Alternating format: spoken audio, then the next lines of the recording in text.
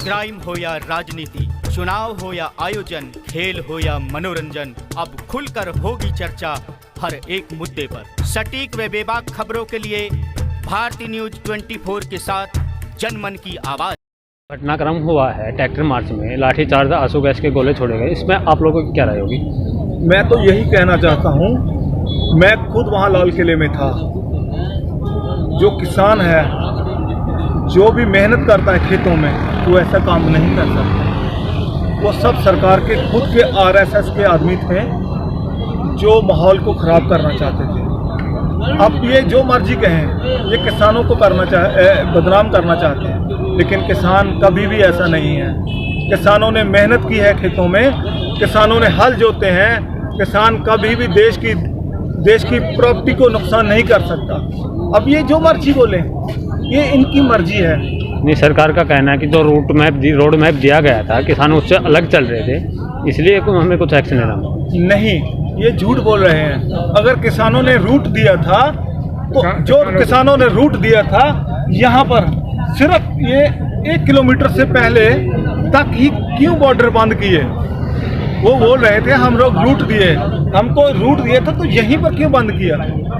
ये सरकार की दोहरी नीति है, राजनीति है। सरकार अपने आप को सत्य बताना चाहती है, दूसरों को इल्जाम थोपना चाहती है दूसरों पर। ये झूठ है, आंखों में धूल झोंकती है वो। जिस लाल किले पे हर साल गणतंत्र दिवस पर या स्वतंत्रता दिवस के ऊपर तिरंगा फहराया जाता है, वहाँ पे किसी और भी धर्म विशेष का झंडा फहराया गया है, तो उसके बाद देखिए, किसी ने तिरंगे झंडे को नुकसान नहीं दिया, किसी ने तिरंगे झंडे को कुछ भी नहीं छेड़ा, नहीं उसको। आप लोगों ने भी देखा होगा, न्यूज़ ने भी देखा होगा। ये मुद्दा बना रहे हैं, उसके लिए उकसाया गया है आरएसएस के आदमियों ने भोले किसानों को। ये किसान भोले हैं जो दाल रोटी के लिए, अपने वकार के लिए यहाँ पर खड़े हुए हैं 2 महीने से। उनको उकसाने के लिए सरकार भी तो यही कह रही है ना कि ये किसान भोले, इनके कानून समझ में नहीं आ रहे। क्यों नहीं समझ रहे हैं? इतने भोले नहीं है। वो जो लाल किले की बात बता रहा हूँ, उसके लिए मैं बोल रहा हूँ, अपने ये आदमियों को ऊपर भेज के ये झंडे लहरा के किसानों को बदनाम कर रहे हैं। किसान ऐसे नहीं है, किसान अपने हक के लिए बैठे हैं। मैं आपको एक बात और बताना चाहता हूँ, पंजाब में ये भारत को आज़ाद कराने के लिए, आपकी जानकारी के लिए बताना चाहता हूँ, आपने इतिहास पढ़ा होगा, 80% से ज़्यादा पंजाबियों ने कुर्बानियाँ दी हैं। किसी गुजराती ने नहीं दी, किसी बिहारी ने नहीं दी। ये आपको मालूम होगा। मैं आपको और जितने यहाँ पर खड़े हैं उनको बताना चाहते हूँ, 2 स्टेट के आदमी थे जिन्होंने सबसे ज़्यादा कुर्बानियाँ दी। सबसे ज़्यादा पंजाब ने दी, उसके बाद में वेस्ट बंगाल ने दी। वेस्ट बंगाल को काट के बांग्लादेश बना, पंजाब को काट के पाकिस्तान बना, और किसी ने कोई कुर्बानियाँ नहीं दी। मैं आपको बताना चाहता हूँ, इतनी कुर्बानियाँ देने के बाद एक विशेष राज्य होना चाहिए था, विशेष राज्य घोषित करना चाहिए था पंजाब को, लेकिन पंजाब को हर सरकार ने दबाने की कोशिश की है। आपको बताऊं, 4.5 लाख वर्ग का पंजाब था, अफगान से लेकर ये दिल्ली तक। हर सरकार ने आकर के पंजाब को छोटा किया। मैं आपको बताऊंगा, प्लीज इस वीडियो को सब तक पहुंचाना। सरकारें आई, उन्होंने पाकिस्तान बनाया, जरूरत नहीं थी पाकिस्तान बनाने की। ये गांधी, ये जवाहरलाल नेहरू की नीति थी कि वो और जिन्नाह दोनों बराबर के पड़े हुए थे।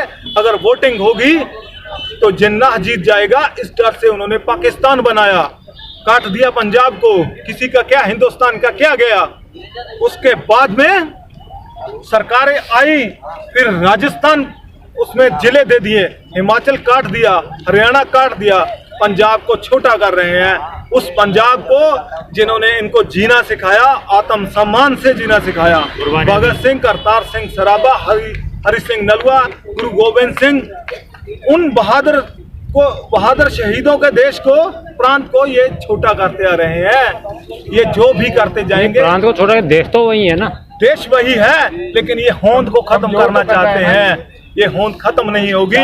गुरु नानक देव जी ने हमारे सर पर हाथ रखा है, गुरु गोविंद सिंह जी ने हमको जीना सिखाया है। ये भाई भाई को अलग कर रहे हैं, धर्म को अलग कर रहे हैं। इनकी नीतियां कभी कामयाब नहीं होगी। समय बदलता है, नीतियां बदलती है।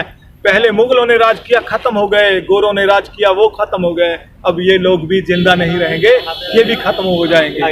इतिहास में सिर्फ नाम आएगा जो देश के साथ हैं, किसानों के साथ। सरकार कह रही है अगर ये कानून किसानों के खिलाफ हैं तो कुछ चुनिंदा राज्यों के ही किसान इसका विरोध क्यों कर रहे हैं? मैं आपको बता रहा हूँ, ये इंग्लैंड में, अमेरिका में ये बहुत चिर पहले कानून बन चुके हैं, लेकिन वो वहाँ बुरी तरह से फ्लॉप हो चुके हैं। आप मेरे को एक बात बताइए, अब मैं आपको खीर खिलाना चाहता हूँ, सीधा आपसे बात कर रहा हूँ, आपको मीठा पसंद नहीं है, आप बोल रहे हैं मैं खीर नहीं खाऊंगा, मैं आपको धक्के से क्यों खिला रहा हूँ?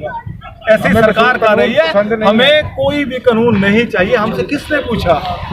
हमको किसी ने पूछा कि हम आपको ये कानून लागू कर रहे हैं, आपको चाहिए? हमें नहीं चाहिए, ये हमें कानून नहीं चाहिए, हमको दया नहीं। आपसे लास्ट में एक सवाल है, जो कल घटनाक्रम हुआ जिसमें कह रहे हैं कि सरकार की तरफ से कहा जा रहा है कि कुछ खालिस्तानी हैं जिन्होंने इस आंदोलन को हाईजैक कर रखा है और उन्हीं के तरह ये किया गया है। ये झूठ है, ये बीजेपी की चाल है, सरासर सरकार बदनाम करने की चाल है।